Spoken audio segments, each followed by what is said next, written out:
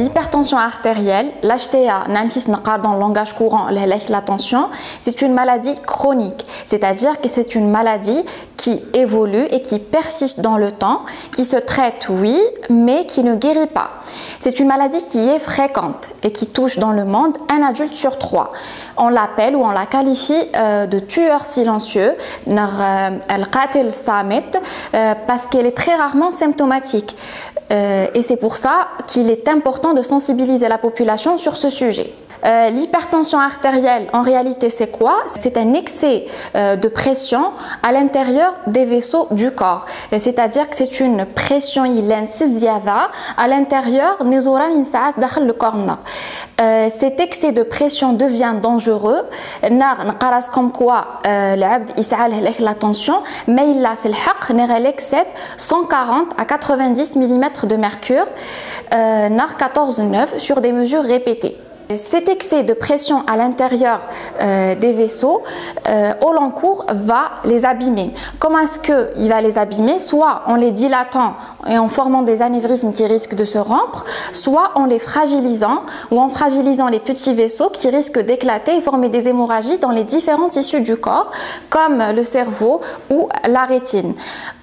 Ou au contraire, il risque de rigidifier la paroi nésoranéine, il risque de les rendre rigides, ils vont perdre leur souplesse et leur élasticité, ce qui va gêner leur fonction qui est de conduire le sang du cœur vers les autres organes, ce qui va donc les rendre malades. C'est en fait tout ça qui va donner les complications qu'on connaît de l'hypertension artérielle et qui sont l'accident vasculaire cérébral, donc l'AVC qui soit ischémique ou hémorragique, la crise cardiaque, l'infarctus du myocarde, la rétinopathie hypertensive, donc qui peut arriver jusqu'à la cécité,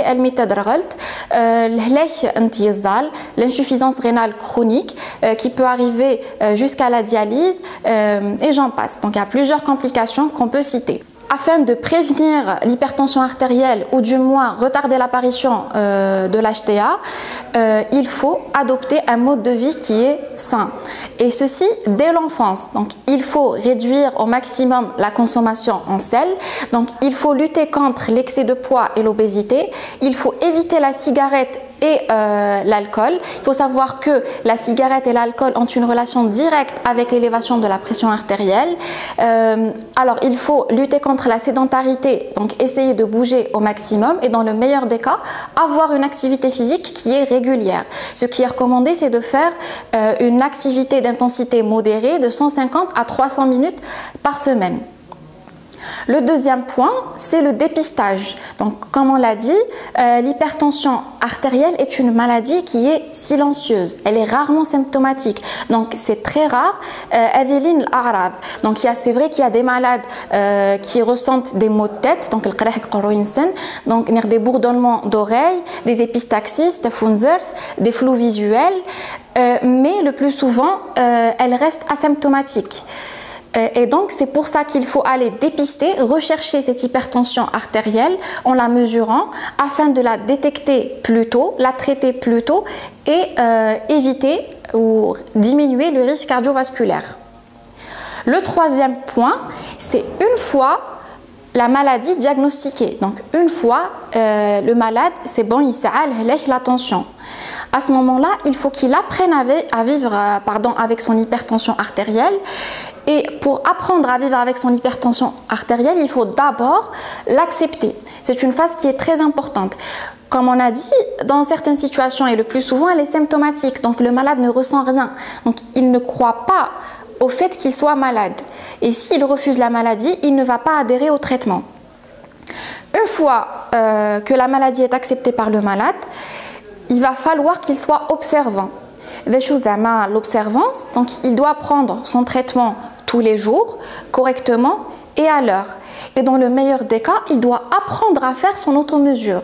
C'est-à-dire qu'il doit apprendre à prendre sa pression artérielle ou à la maison, à la noter et pour la transmettre à son médecin traitant, qu'il puisse modifier la thérapeutique s'il le faut.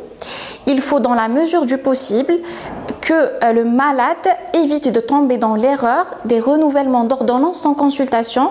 Et c'est une chose qu'on voit souvent ici. Il faut dire que l'hypertension artérielle évolue très rarement seule. Le plus souvent, elle évolue en groupe avec d'autres pathologies telles que le diabète, donc sucre, la dyslipidémie, les problèmes de cholestérol.